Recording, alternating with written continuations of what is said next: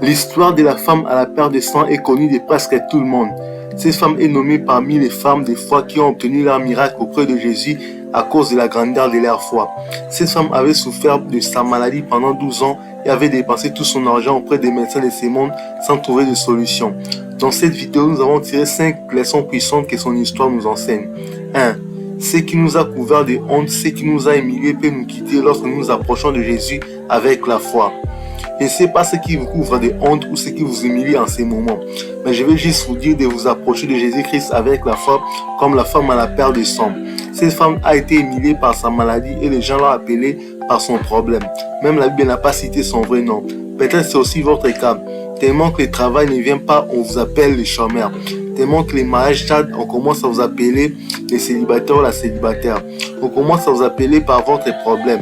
Mais Dieu vous appelle autrement. Car bien que les hommes appelaient cette femme la femme à la perte de sang, Jésus l'appela ma fille. La Bible dit car elle disait en elle-même, si je puis seulement toucher son vêtement, je serai guéri. Jésus se retourna et dit à la voyante, prends courage ma fille, ta foi t'a guéri. Et cette femme fut guérie à l'instant même. Matthieu 9, 21, 22. 2. Ne suivez jamais les mouvements de la foule qui bouscule Jésus-Christ, mais démarquez-vous en le touchant avec foi. Cette femme a pu se démarquer dans la foule qui suivait Jésus.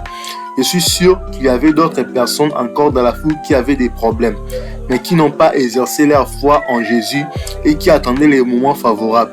Pendant qu'elle s'est contentée de suivre Jésus, cette femme a pu provoquer son miracle à cause de sa grande foi.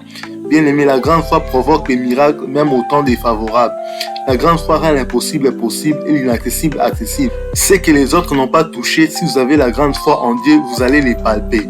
Celui qui suit la foule se laisse emporter par tout vent, mais celui qui suit Jésus-Christ est concentré vers son objectif d'obtenir son miracle. Telle était l'attitude de la femme à la perte de sang. Elle fut concentrée vers son objectif de guérir de sa maladie. Bien aimé, il faut partir à l'église avec un objectif de rencontrer Dieu. Il faut donner des offrandes qui touchent le cœur de Dieu. Et il faut toucher Dieu par vos louanges et votre adoration pendant le culte. 3. Quand les hommes nous appellent par notre problème femme à la perte de sang, le Seigneur Jésus nous appelle ma fille, il nous considère. Cette femme a souffert tellement longtemps de cette maladie que les gens ont commencé à l'appeler femme à la perte de sang. Même la Bible n'a pas parlé de son vrai nom, mais Jésus l'appela ma fille. C'est important de savoir, peu importe comment les gens nous considèrent à cause de notre situation, nous avons du prix aux yeux de Dieu. Dieu nous considère même lorsque les hommes nous méprisent. La Bible dit que l'Éternel n'a ni mépris ni dédain pour le pain du misérable. Il ne lui cache point sa face, mais il écoute quand il crie à lui. Psaume 22, 25. Cette femme n'avait plus de valeur aux yeux des hommes. La façon dont on vous appelle détermine la valeur qu'on vous accorde. Appeler une personne par sa maladie femme à la perte de sang, c'est la dédaigner. Jésus ne dédaigne personne car il est miséricordieux et compatissant. C'est pourquoi il appela ma fille. La Bible dit, et voici une femme atteinte d'une perte de sang depuis 12 ans s'approcha par derrière et toucha les bords de son vêtement. Car elle disait en elle-même, si je puis seulement toucher son vêtement, je serai guéri. Il se retourna et dit à la voyante, prends courage ma fille, ta foi t'a guéri.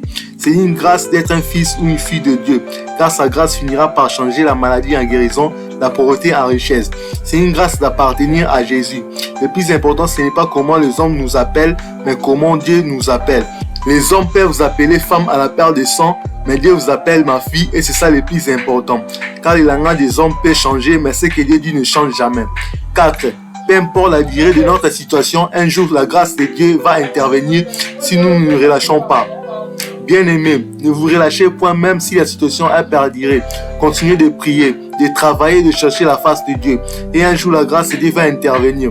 La femme à la perte de sang a fait 12 ans avec sa maladie, mais le jour où Jésus-Christ est parti sur son chemin, elle a été guérie.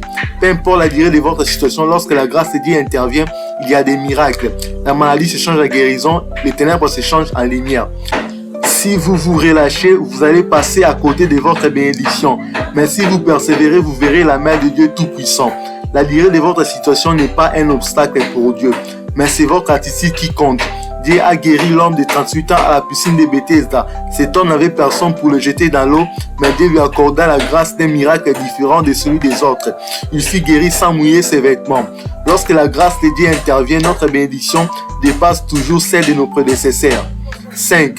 Notre foi en Dieu a le pouvoir de changer notre histoire. Notre foi en Dieu a le pouvoir de changer notre histoire. Cette femme à la perte de sang est restée comme un exemple de la foi chrétienne dans la Bible. Elle est devenue une femme de référence, malgré que son nom n'est pas connu. Lorsqu'un prédicateur prêche sur la foi, c'est rare de ne pas citer la foi de cette femme. Bien aimé, vous pouvez changer votre histoire si vous avez la foi en Dieu. Vous pouvez changer votre histoire si vous provoquez un miracle par votre foi en Jésus-Christ. La foi a le pouvoir de changer notre histoire, de nous faire passer de l'opprobre à la gloire. Que cela soit votre partage au nom de Jésus-Christ. Laisse que Dieu vous bénisse. Écrivez-moi en commentaire la leçon qui vous a le plus édifié. Que Dieu vous bénisse.